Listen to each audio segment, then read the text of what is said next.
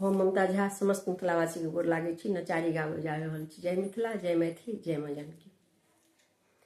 तीन नयन सँ सुतल महादेव,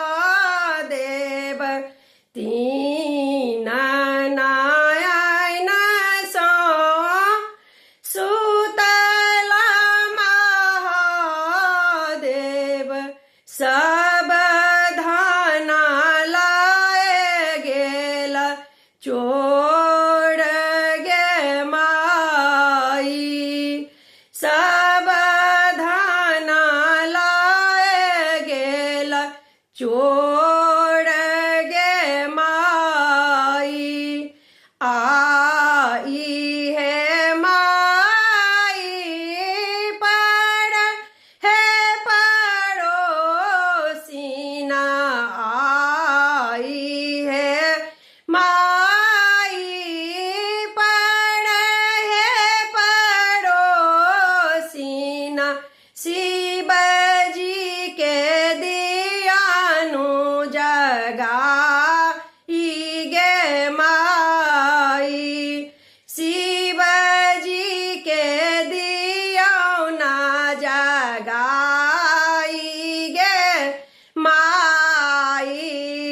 धन में धन छल बस बरद छल, धन में धन छल बस बरद छल, और छल भांगक झोरी गे माई, और छल भांगक झोरी गे माई।